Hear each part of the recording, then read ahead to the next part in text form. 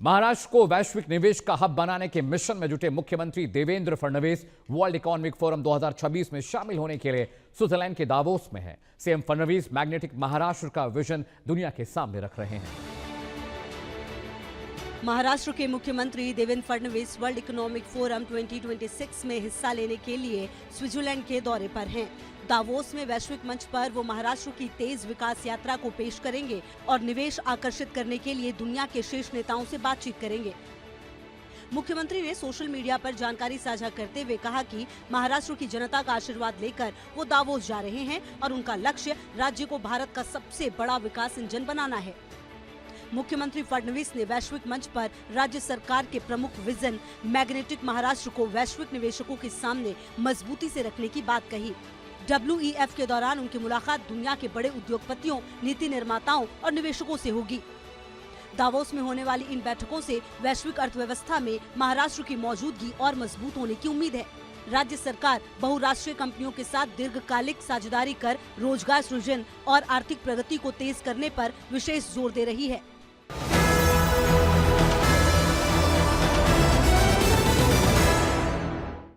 महाराष्ट्र में खेती के क्षेत्र में ऐतिहासिक बदलाव की ओर कदम बढ़ाते हुए उप मुख्यमंत्री अजित पवार ने बारामती में कृषक 2026 लाइव डेमो एग्री एक्सपो का उद्घाटन किया है। महाराष्ट्र की कृषि व्यवस्था के लिए ऐतिहासिक कदम उठाते हुए उप मुख्यमंत्री अजित पवार ने बारामती के कृषि विज्ञान केंद्र में कृषक 2026 लाइव डेमो एग्री एक्सपो का उद्घाटन किया। 17 से 24 जनवरी तक चलने वाला ये 8 दिवसीय भव्य कृषि मेला 110 एकड़ से अधिक क्षेत्र में फैला हुआ है। कृषि मेले में लाइव डेमो, विशेषज्ञों से संवाद और व्यवहारिक प्रशिक्षण दिया जा रहा है। कृषि मेले में AI आधारित गन्ना खेती, सोलर ग्रीन हाउस, हाइड्रोपोनिक खेती, ऑटोमेटेड वेदर स्टेशन और आधुनिक फसल तकनीकें दिखाई जा रही हैं, ताकि कम पानी, कम लागत और कम मेहनत में ज्यादा उत्पादन हो सके। ये एक्सपो पारंपरिक खेती और भविष्य की तकनीक के बीच सेतु का काम कर रहा है और किसानों को टिकाऊ और जलवायु अनुकूल खेती की दिशा दिखा रहा है। उप मुख्यमंत्री अजित पवार ने किसानों से कृषि मेले में आने और अपनी खेती को भविष्य के लिए तैयार करने की अपील की है।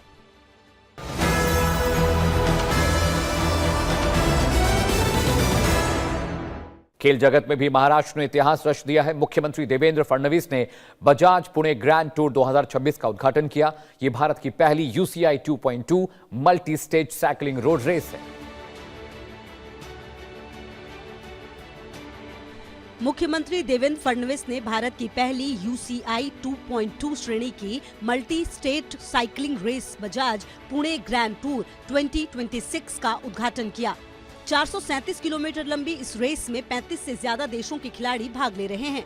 अंतर्राष्ट्रीय स्तर के रोड सुरक्षा व्यवस्था और लॉजिस्टिक को रिकॉर्ड समय में तैयार किए जाने की मुख्यमंत्री फडणवीस ने सराहना की। All the officers from different departments have collaborated and have worked very hard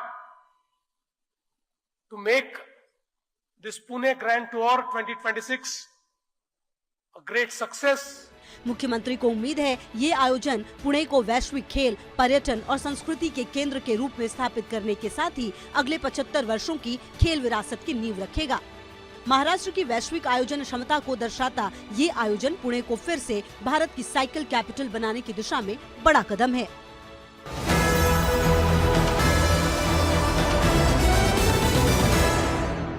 महिलाओं के सशक्तिकरण को लेकर भी बड़ी खबर है। महाराष्ट्र के उप मुख्यमंत्री एकनाथ शिंदे ने साफ कर दिया कि माझी लाडकी बहन योजना पूरी मजबूती से जारी रहेगी और जल्द ही मासिक सहायता राशि बढ़ाई जाएगी।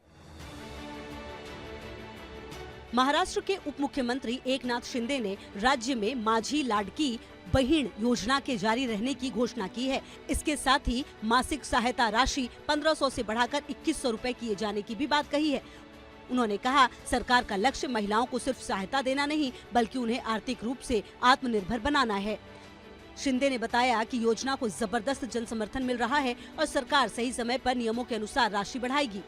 योजना की मासिक राशि बढ़ने से परिवारों की आर्थिक स्थिति तो मजबूत होगी ही, महिलाओं की आत्मनिर्भरता को भी नई ताकत मिलेगी।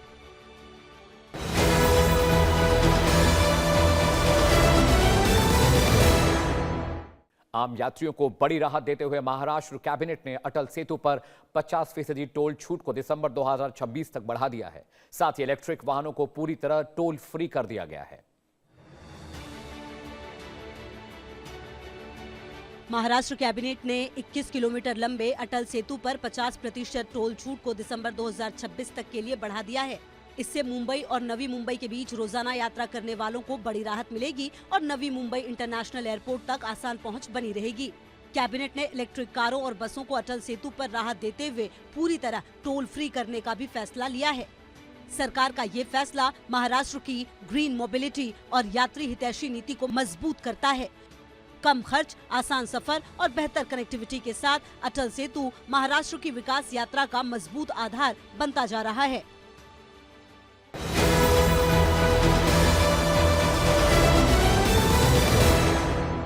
तो ये थी महाराष्ट्र के इस हफ्ते की कुछ बड़ी खबरें। महाराष्ट्र की ताजा तरीन खबरों के लिए देखते रहिए हमारी खास पेशकश नेक्स्ट महाराष्ट्र।